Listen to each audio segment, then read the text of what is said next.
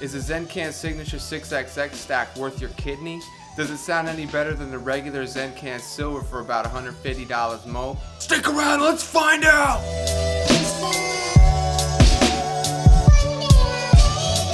Greetings, boss head, and welcome aboard. Stuart Childs here, home studio by 6.com, helping you make sound decisions leading to a beautiful audio experience that will make you fall in love with music all over again. So, disclaimer, this is my personal opinion. It's not right or wrong. A lot of people will identify with it. Some won't, and that's perfectly fine. So before you word vomit all over my comment section, just take a deep breath and be cool. Say bitch, be cool! Be cool, honey. Say bitch, be cool!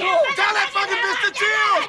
Be cool, honey. Chill that fucking bitch out! Dislike the video if you have to! Exercise your freedom! To answer your question, no. The Zencan Signature 6XX is absolutely not worth your kidney, but I think that much was obvious. It's not worth the going price of around $450 either. Does it sound any better than the regular Zencan for $150 more?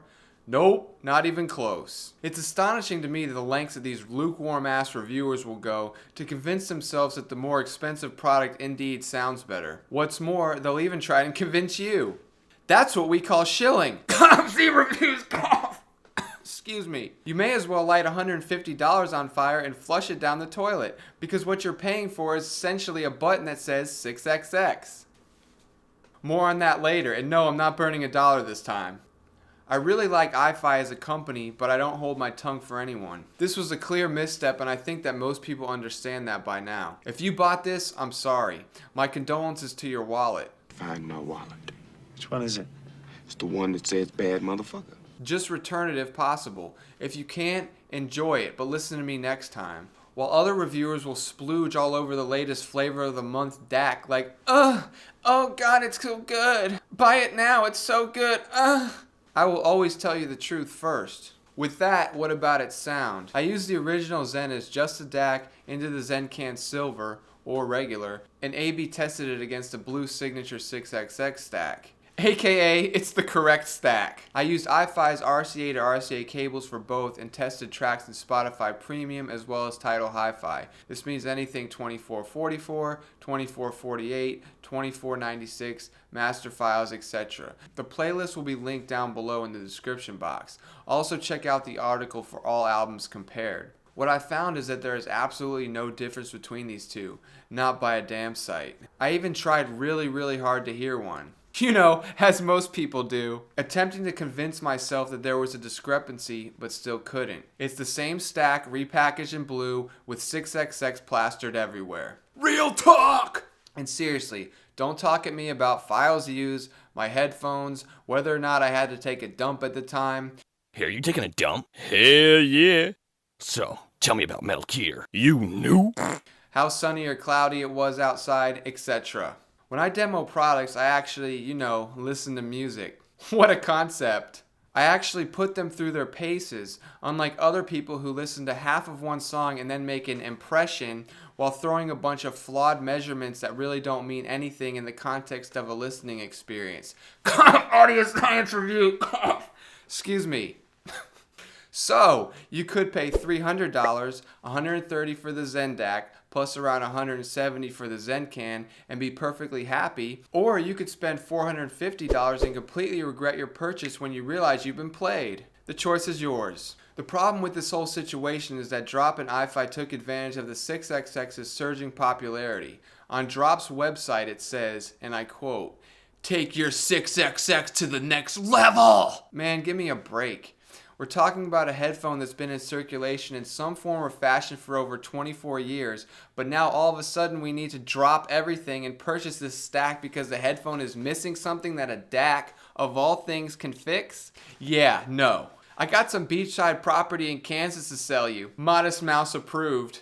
It's a complete lie, and anyone who supports it should put a bag over their head. The 6XX button is a glorified bass boost and nothing more. It doesn't magically make the headphones sound better. Oh my god, I can feel myself about to go off on a rant. I need to find my Zen place. It's not that it's a bad product. That's not what I'm saying. It sounds great. I'm saying it's overpriced. even more so than the $300 Cobalt, and I really didn't think it could get much worse than that. Heck, even the Zen DAC plus Zen Can Silver is a bit overpriced when you can just get an Atom stack for around $200. I like iFi products, I really do. They're built incredibly well and they work. I haven't had one single issue with any of them, and I've been demoing their stuff for over 2 years now. I've had 15 or so amps and DACs on my desk at one point, and right now I have around 11. I still use the original Zen DAC and enjoy it. It sounds great, it's built like a tank, and has plenty of features. Speaking of build and features, let's get into specifics. Keep it dummy thick! Both of these stacks are incredibly rugged and durable. The original Zen DAC amp combo comes in at 17.6 ounces, 515 grams. Zen Can Amp Silver, 17.1 ounces, 503 grams. 6XX Signature, just the amp, 18 ounces or 527 grams. And the 6XX Signature, just DAC, 16.5 ounces, 483 grams. All four feel very solid and hefty even despite some minor differences in weight. Both have the 3 input button on the front, the 3 gain stage, the 1/4 inch jack, the 4.4mm balance jack, and the bass boost / 3D button. The only difference is that the Zen Can's button says X Bass next to it, while the Signature Stack's button says HD6XX.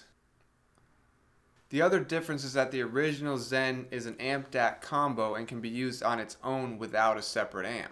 If you are interested in the original Zen amp DAC versus the Signature Stack, I'll link it above and below. Spoiler alert, it sounds the same. The back of both the Zen Can Silver and Zen Can Signature amp reveal the same inputs, a balanced 4.4mm, single-ended 3.5mm, and a pair of RCA inputs for use with a separate DAC.